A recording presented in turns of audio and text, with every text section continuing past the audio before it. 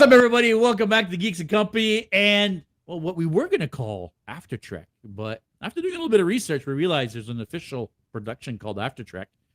And then if we wanted to talk about other shows, well, we were stuck with the After Trek name. So we've now called it The After Show. So welcome to what is officially, I guess, the first episode of The After Show. Michael Padre, Mr. at Messiah Complex Cosplay. How you doing, Jeff? Hi, I'm wonderful. How are you? I'm doing well. Today we're going to be talking about season 3, episode 2, Star Trek Picard. We ranted a little bit on episode 1. Today we're going to talk strictly about episode 2, which was a good episode.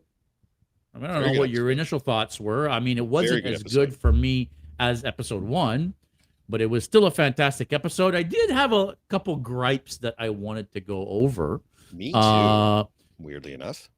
Well, look at that. Maybe we're on the same train of thought. I just want to point out what's going to happen. I just want to point out before we do get started that, yes, guys, if you haven't seen the last week's episode, go and watch it because I fucking called it. Hold on. I called it. You know, my JS fan theory, you know, was on the money. The first one, it's his 700 theory, but the first one, he gets it right. Hey, I'm going to reset the count, and I'm going to say I'm 1 for 1. Okay, that's what you need to do. Just so you guys know, obviously, we're going to be dropping massive spoilers for Picard Season 3, Episode 2, which came out today. So if you haven't watched that, don't watch this first. Go watch that, then come back and watch this. 100%. 100%. Yeah. And we're going to get right into the spoilers. Worf showed up. He sure did. And exactly in the manner that I said he would. Worf was Raffi's secret handler. Yep. And he showed up to save her butt. And that's really all we saw of him. We only saw him for like 5 seconds. Enough for him to cut a bunch of people's heads off. Yeah, that was quite something, eh? I was like, how the fuck are you getting information after you've killed them all? Like, what are you doing? Yeah, I maybe he already has the information from them which is why he said don't go in there. We already know, and it's nothing worth you going. I am going to assume with the fact that the guy that they're blaming is dead. Right. They probably knew more than what they were letting on. Yeah. And Raffi being Raffi jumped in head first. I'm not going to lie. I've got a little bit of issues with her story right now. And maybe this is where I want to start. Because they keep treating her like a junkie, right? When she's a Starfleet officer. She's been a Starfleet officer for years, but they still want to treat her like a junkie. This whole her going to her ex, needing help to get because he's in the business, so she wants help to get introduced to the Ferengi gangster. And he's like, "Oh, well, what? You're not here to talk to your son? Well, I could put a good word in for your son. Oh, you could do that? Well, no." They can only introduce you or give a good word. Like, what the fuck? Like, what kind of parent acts like that? I was blown away by that whole interaction. I thought was absolutely ludicrous. With Raffi, I think they'll want to make sure that we have one fallible, very humanized character. So that's why she makes mistakes. She screws up.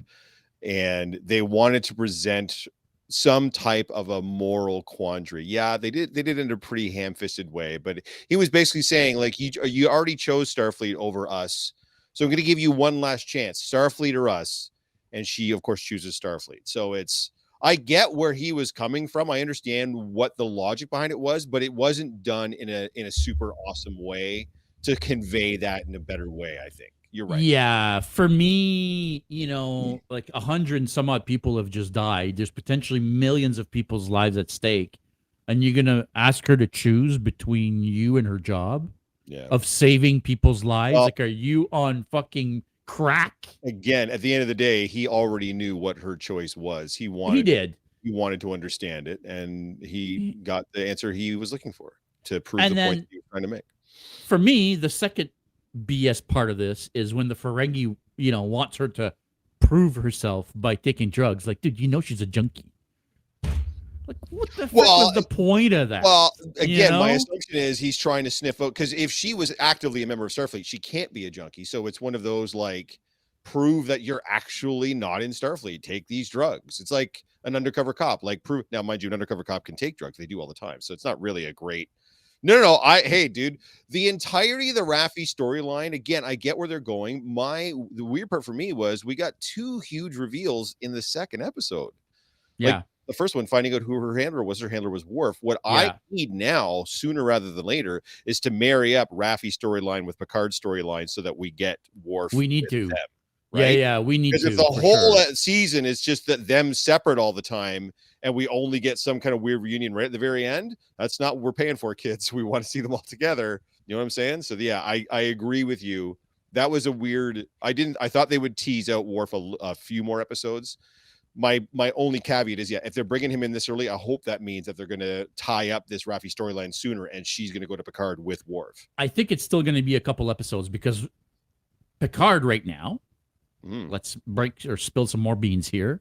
Picard right now is stuck in space on a Titan, Yes. about to get blown to smithereens by whatever that big badass ship is. I forget what she called it. The Shriek. The Shrike. Yeah. By the way, Vatic, the new villain. Got to meet Vatic. Got to meet Vatic finally. I'm not gonna lie, I kind of like her. She plays a great villain in how she basically, when she comes back, she calls them back and says, I'm gonna respect what I said and I'm gonna keep giving you more time, but just so you know, I'm gonna keep fucking with you while I wait and you're not giving me what I want. She was amazing. I loved it. I thought she chewing scenery. She definitely, for me, she very much had Nero vibes from Yeah, Star Trek 100%. 2009, and especially the Shrike looks a lot like the Narada from Star Trek 2009, It the does. Kelvin universe, and just the way she was chewing scenery, smoking a cigar. Why is smoking such a weird part of this series? Right from the jump, Raffi was smoking in season 1. She's lighting up a cigar with an actual flame, a cigar on the bridge of her ship here in season 3. Such a weird throughput connection in this show. Everybody suddenly smokes in the 24th century. Well, I almost feel like choice. they're trying to make it as, like you're flawed and you're not good and because you smoke. Yeah, no. But at the Right? same time, making her look badass and making her, you know what I mean? Because there's anything more badass than on the bridge of your own ship, smoking a cigar and like fire Well, the phaser. you say it was a like cigar, but the way I saw it, that wasn't a cigar she was smoking. You know when what she I mean. says she enjoys old Earth relics. That's a pretty fat blunt, if that's what that was, sir. That was it. She is not messing about. I mean, who knows? Who knows? Yeah. But we got to meet Vatic. We don't really know anything, which was weird that we don't know anything about her. No, just that And she's a bounty hunter, Starfleet doesn't know anything about her. Just that there's a ship out there like matches hers that has every weapon that Starfleet knows about and that type of thing, and that they're a bounty hunter. That's all we really get from what Seven tells Captain Shaw about what they know about the Shrike. So now, is Vatic gonna be the big bad that stole the portal weapon? Or is that a different storyline completely that's going to somehow... I would assume, because at one point when they're reading out the weapon systems on that ship, they say, and one weapon of unknown origin in the center of the ship. My guess is that's the quantum tunneling weapon, because it was a secret weapon developed by Daystrom. So Starfleet would not have data on that weapon. So that's my guess if that's what that is. Yeah. So it would make the most sense. It would be how you tie the two storylines together, right? For sure. For sure. What did you think about the big reveal? Clearly, you are not a fan. Are we discussing we talked Jack Crusher's Crusher. lineage? Yeah. So so it either needed to be a red herring. By the way, it still could be a red herring. I don't think it is. I don't think it is based on one particular scene that I do want to talk about. But I like the fact, if he was going to be Picard's son, revealing it this early makes sense. If you tease this out for 6 episodes, and in the 7th episode we find out he's Picard's son, when the whole time we're just like, well, fucking duh, then I'm actually glad they got it out of the way early, right? Yeah, I agree. Yeah. But that to me, so this is going to be one of my positives from this episode. I might actually get emotional, because I got emotional watching it. But it's one of the most beautifully shot scenes I've ever seen on television. When Beverly comes in, Picard and Shaw are arguing at the time over whether or not to unlock the transporter so that Jack can beam himself over to the Shrike and sacrifice himself for his mother. And the turbo lift doors open and they pan over, and Will walks Crusher out, holding her hand, holding her waist. She gets to the rail and she just looks at Picard. And Picard has a He shocked look in knows his face. right away. He doesn't know. That's the beauty of it. He doesn't know. For a good 20 seconds, they just look at each other. He looks shocked, and she starts to well up with tears. And then Patrick Stewart goes like this. He closes his eyes, and he puts his head back, and it's the moment of realization. It's my son. And then they even flash back to Beverly. It's 20. There's not a lick of dialogue. There's not one thing said. They just exchange a long look, and everything is said in that moment. And it was absolutely beautiful, touching, one of the best scenes of anything, let alone Star Trek, that I've ever seen on film. It was so well done. Ugh, that's what we paid the tickets for, man. That's what Picard's supposed to have been right from the goddamn jump. I mean, I agree. I still think that it was a little too on the nose, the whole British accent thing. Oh, 100%. The whole, she's cut ties for 20 years with everybody. And no, you know what I mean? Like, that's one of my downsides is Jack Crusher. I get that they want to make him smarmy. I get that they want to make him like a little bit douchey, like a rogue, like a scoundrel. Like, I get they're trying to like kind of Han Solo him a little bit, but every scene, it's like, hey. Like, they shoot him like he's pretty in real life. So they shoot him like they know he's pretty. So it comes across so douchey. And you're just like, I don't want him to be Jean-Luc's son. He's just such a little prick. Like, yeah, no, 100%. What's going on? Like, he looks like he's a model for Abercrombie and Fitch, for fuck's sakes. Like, just, so I don't love that. But that scene. And by the way, my other huge up, guys, if you're wondering why there aren't any Star Trek movies coming out right now, it's because there doesn't have to be. This might be the most cinematic episode of Star Trek that they've ever made. It was beautifully shot, angles tilted wide. All the space scenes are beyond reproach. The freaking Titan just warps in, and it's like, holy shit, man! Like, cuts off the tractor beam. Everything. Man. Every shot. If you wonder why we're not getting Star Trek movies, this is why, because you're not going to get any better than this cinematically. It looks like we're getting an hour movie every week. It's exactly what we're getting. It does feel it's that such way. a huge departure from season 2. Yeah. Season 2 looked like episodes on the CW. Yeah. Right? This looks like we're getting an hour-long movie every week, and I am fucking here for it, man. It is so brilliantly done right now. I don't know who's writing it, and I don't know who's shooting it, but whoever it is, pay those people, because well, for me, man. Trek always lived on TV more than in theaters. There were great Trek movies, don't get me wrong, but for me, Trek was always a TV show. Like, that's, but there was a clear separation, you understand what I mean, especially budgetary wise, between how the TV shows looked and how the movies look. You could tell one was on a TV budget and one was on a movie budget. I mean, you could really tell with the original movies, right? Like, for sure, obviously, the budgets were way bigger. And even with the next gen movies, when First Contact came that's around, what I'm saying. Like, you could really tell they took the production from here to here with First Contact, right? Budgets, right? You're spending $100 million on a 2-hour episode as opposed to $100 million on 26 episodes. But they're not making 26 episodes anymore, right? They're only making 8 or 10 episodes, right? So, or actually, I think it's 9 in this case. But whatever the case is, whatever it is, it looks amazing. Yeah. Just, can we talk about Trek pulling a, going to light speed move? In what way? So, guys, one of the things about Star Trek is that shields stop energy weapons. If you're going to ram a ship into a ship, shields aren't going to do shit, right? When the Enterprise rammed into Picard's clone, what was his name again? In Nemesis. It's a really good question. It's Tom Hardy. Tom Hardy's character. When they rammed the Enterprise into the Romulan Warbird, it didn't matter if the Romulan Warbird ship shields were up. There's no energy weapon. You're literally ramming a ship into another. Now, in this episode, not only did they throw a ship at the Titan, but they threw a ship at the Titan using the tractor beam. And LaForge explained it as something my dad taught me is you could always break the laws of physics by using the laws of physics. And it's like, okay, fine. Okay. Great explanation. Sure. I'll take that.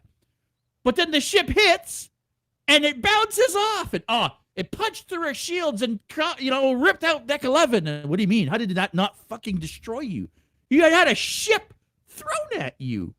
That I thought was a little weird. I was like, okay. Maybe in the Picard era, the shields do in fact have I didn't know that shields only deflected energy weapons. I was unaware of that. Because that's why when they talk about ramming speed. So what does the deflector shield do? Because I'm fairly sure the deflector shield deflects physical objects. So the deflector shield deflects space dust. So deflects physical objects. Meteorites and all that kind of shit. Exactly. Okay. Right? But maybe they got shields are for, phasers and photon torpedoes and wait. In episode 1, they referenced that ship having metaphasic shielding. They make a point and maybe of saying that has to do with metaphasic it. shielding. That was a pretty cool scene. Have them throw a ship at a ship, though. That was pretty dope. I mean, it was dope. Don't get me wrong, and to see the other ship just crush on the Titan was amazing. Yep. But I was like, shouldn't or maybe the Titan's got a blade of armor like the Defiant did, right? Like there's so many different things we could explain away based on Trek. You're right, but Trek is usually pretty good about not doing things like that. They don't usually do things that they then have to explain later. They usually explain them first. That's why I'm thinking they dropped that metaphasic shield line in episode 1. Sorry, not season 1, but episode 1. Last episode, they said flat out the ship has metaphasic shield. So maybe that's why they dropped that specific line, because there was no other reason to use that line or that term at all. So, I was a little bit disappointed in how they handle that. That's fair. But overall, look, I'm talking smack here, but let's be honest. No, I've got one more smack talk thing that I want to talk about. Okay, well, go ahead. Go ahead. In episode 1, the whole subterfuge of Will and I always don't want to call him Patrick Stewart, but Will and Jean-Luc going onto the Titan in the first place. Will saying the only reason we're getting on here is I used to have the chair there. I don't now, but I used to have the chair there. They get on there and they essentially ask the captain if he'll change course based on this frontier event or whatever. They have to create this whole ridiculous story. And the captain just goes, no. And Will says, that's an admiral you're talking to. He has rank. And the captain says, he's a retired admiral. Congratulations, by the way. And you're a captain without a chair. So I have authority here on my ship. And then in this episode, for whatever weird ass reason, all of that goes completely out the window. Shaw gives a direct order. Picard belays Shaw's order, gives new orders himself that the whole bridge crew agrees to and obeys. And even Shaw doesn't say, remove the retired admiral from the bridge, doesn't remind him that it's his ship. Shaw just says, why are you doing this, Admiral? This will be on your head. He's just following Picard's orders. We haven't followed a single Picard order up until this moment. Nothing has changed other than now you're outside Federation space. So Picard now you're following orders. Now he has less authority than you do, but all of a sudden now Picard just waves a wand and now you're like, well, I guess it's your ship. Like, so why didn't Picard and Will just walk onto the ship in the first place and say, I have a secret mission handed down for me by Starfleet Section 31 or Starfleet and Television. I am commandeering this ship and we're taking it to the Righton sector. Why didn't they do that? Why this stupid Punch and Judy song and dance at the beginning about the stupid dinner and, we got to do it to Frontier Day and make this historic run? The captain just says no. And then he takes his wine and leaves because he doesn't have to give them any more time. And then Picard's just like, raise shields, lock everything out, plot a course, hit shoot them. Engage. Shoot them. Yeah. He shot them first. This unknown thing that they've never encountered. He just fires torpedoes at him and then fucks off. And everybody's just like, well, he's the Admiral. I guess we got to do what he says. What? Now you do? I was yelling at my TV, yelling at it. I'm like, up until now, this has been brilliant. This is the dumbest moment in this show. Made no sense. And, I feel like we're probably going to get more of those dumb moments because the way you're reacting now about that moment is the feeling that I have when I watch Discovery. Can we get through one Trek talk without you dumping on Discovery? No, but that's how I feel. I would like when your Discovery promise, does for next all week. These, when I watch Discovery and I see them do all these sideways things that don't make sense to me, that's how I feel. Right? That's fair, man. That's fair. I know we have differing opinions on Discovery. That's totally okay. That's fine, but I think we're going to still see some of those weird things throughout Picard that don't make sense. I just hope that there's enough nostalgia strings to pull at Well, you got your Worf, man. You got your Worf. You're gonna get your Geordi. They're all coming together, man. Like, you're gonna get everybody back. Data in a different way. You're gonna get lore, but you're gonna get them all back. And it looks like we're Geordi, going to get a dude, space battle next episode. I'm very much looking forward to Geordi. I don't know why, me but too. Geordi's. I'm very, very interested to see how they use Geordi, because looking in the trailers, it looks like he's kind of like a bit of the foil. Like, he's a bit of Shaw. Like what are you doing, Jean-Luc? Like, it's always life and death with you. Like, I'm kind of curious. Like, I wonder if Geordi's going to be like, you put my daughter's life on the line, in danger for no reason. Like, so your son's important, but my daughter's, like, I hope that's what it is. I hope there's a point of conflict first before they just start working together, whatever. But I don't know. I'm just spitballing. We'll see. Well, we'll see. But I agree. I 100% agree with you. I totally would want to see that. Yeah. I think there's a great dynamic there to be had. And I feel like whatever is going to bring them all back together is going to be lore. Maybe. I think that's what we're going to see. Is there's going to be a lot of conflict between everybody for a while, at least a couple more episodes, I think, until lore shows up, and then it's going to be like, okay, like, when is this bad day going to end, right? Like, from portal weapons to new villains to Moriarty to fucking lore. Yeah, I'm still curious as to how they're incorporating Moriarty. Yeah, there's a lot to come. I get that for sure. So we'll just hang tight. We'll do this again next week. See what happens. Definitely. And like I said, next week, it looks like we're going to get a big space battle between the Titan and the Shrike. I hope so. Yeah, the Shrike. Yeah. So it's I'm very my much fingers. In a nebula. It's very much Reliant versus Enterprise, Star Trek 2. 100%. I just keep thinking of Spock's line, she can outrun us and outgun us. Like, that's all I can think of. And that's exactly the case here. So yeah, they're going to have to use their wits and their moxie and all that jazz. I'm crossing my fingers because it looks like that's what we're going to get. That's the vibes I was getting. 100%. Yep, I agree. So, we'll see how it all boils down to. We will. Any final thoughts? Wrap this up. I don't think so. I'm still very positive about the season, and I love how it's, other than the tie to Raffi, there's really, you can tell they've turned a corner, they've turned a page. Season 1 and season 2 are very much together, and this seems like it's its own thing, but in a good way, paying a lot of homage to TNG so far. A+, very much digging it. I hope they keep this vibe going. Yeah, me too. I mean, as much as I want to complain about it, I mean, I'm loving it so far. They're Episode 1 and 2 have been, they've been fantastic. Yep. 1 better than 2, but hey, listen, I mean, I'll keep watching. If it's this good, I'm going to keep watching. Agreed. But I think that's going to be it for this after show.